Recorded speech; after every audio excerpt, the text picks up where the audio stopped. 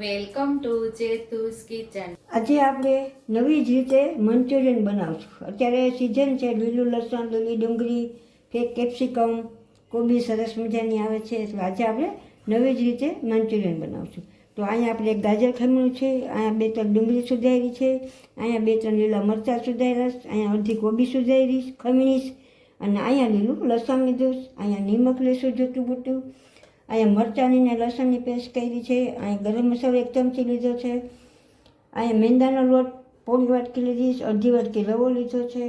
હવે મસાલામાંથી ને મસાલો આપણે જે જરૂર પડશે એ નાખશું. હવે આપણે કાચકોટમાં આ બધું ભેગું કરી લઈશું. આપણે પાણીની જરૂર નહીં પડે, કોબી આપણે નીચેવી નથી, એટલે એના જ પાણીમાં લોટ બંધાઈ જશે.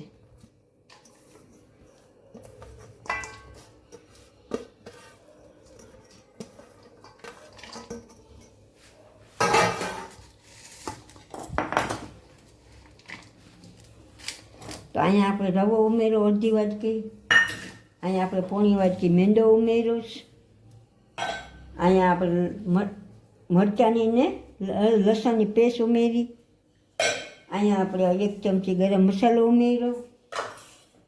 હવે જોતું પૂરતું નિમક નાખશું આપણે.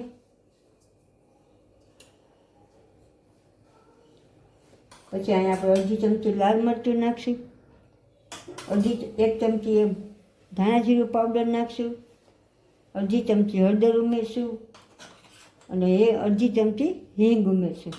એ તળી લેશું. પછી એના વઘાર માટે આપણે બધું સુધારીને રાખ્યું છે, ડુંગળી, કોબી, મરચું, ગાજર, લીલું લસણ. અહીં આપણે સોસ લીધા છે, ટમેટાનો સોસ છે અને સોયા સોસ છે. તો ચાલો હવે આપણે લોટમાં બધી મિક્સ કરી દઈએ. જોશે એ પ્રમાણે આપણે પાણી ઉમેરશું.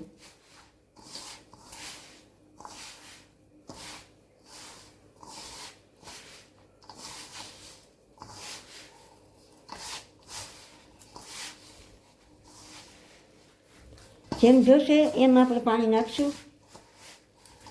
જેમ કઠણ હોય એમ સારું, આ ઢીલા થઈ જાય.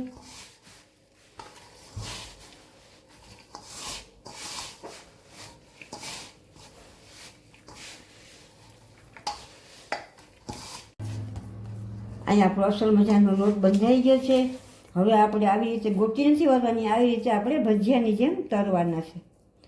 તો ચાલો આપણે તેલ મૂકી દઈએ. તો અહીંયા આપણે ગેસ ઉપર તેલ મૂકી દીધું છે. હવે આપણે ગરમ થવા દઈશું. આપણે હવે આ ગોટી નથી વાળવાના, આપણે ભજીયાની જેમ એમને મૂકીને તળી લેવાના છે.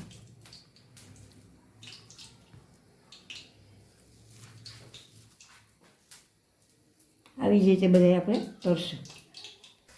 તો આવી જ રીતે આપણે આમને ભજીયાની જેમ તળી લેવાના છે. આપણે ગોટી નથી વાળી.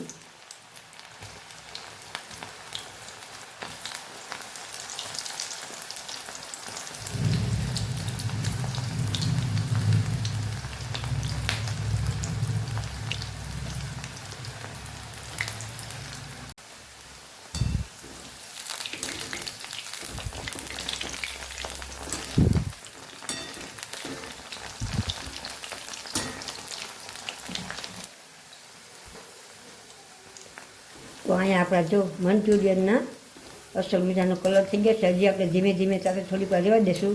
એકદમ કડક ને પાકી જાય પછી આપણે કાઢશું.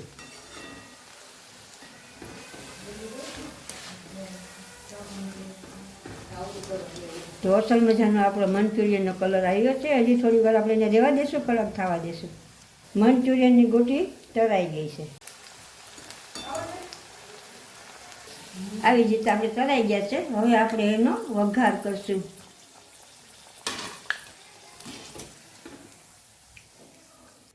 અહીંયા આપણે 1.5 થી 2 ચમચા જેટલું તેલ નાખશું. અહીંયા આપણે અડધી ચમચી હિંગ ઉમેરશું.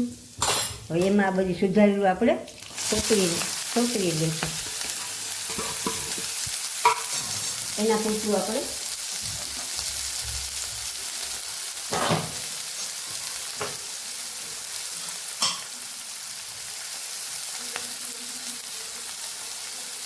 કે મસાલાના માપનું નિમક ઉમેર્યું. હવે આપણે આને હલાવીશું. અને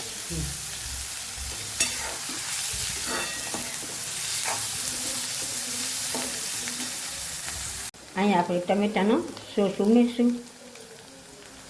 ચમચી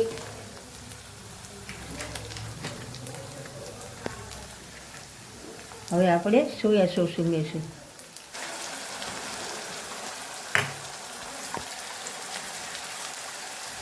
હવે આપણે શું બોલવાનું કોર્નફ્લોરની ગ્રેવી બનાવવા માટે આપણે ઉમેરશું. કોર્નફ્લોરની સ્લરી બનાવેલી છે, જેથી આપણી ગ્રેવી છે એ મસ્ત ઘટ થાય.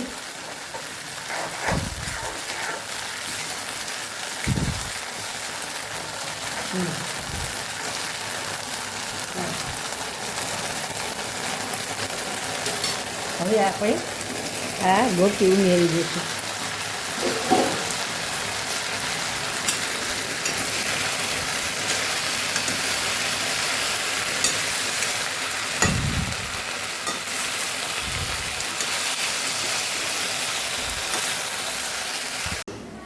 તો તૈયાર છે અહીંયા આપણું નવી જ રીતે બનાવેલું મંચુરિયન.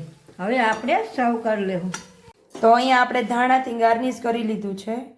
જો તમને અમારી દાદી દીકરીની આ નવી જ રીતે મંચુરિયન બનાવવાની રેસીપી પસંદ આવી હોય તો અમારી રેસીપીને લાઈક કરજો, શેર કરજો, અમારી ચેનલને સબસ્ક્રાઈબ કરજો, બેલ આઇકનને દબાવતા ભૂલતા નહીં, અને કમેન્ટ બોક્સમાં કમેન્ટ કરજો કે અમારી રેસીપી કેવી લાગી. તો આવજો.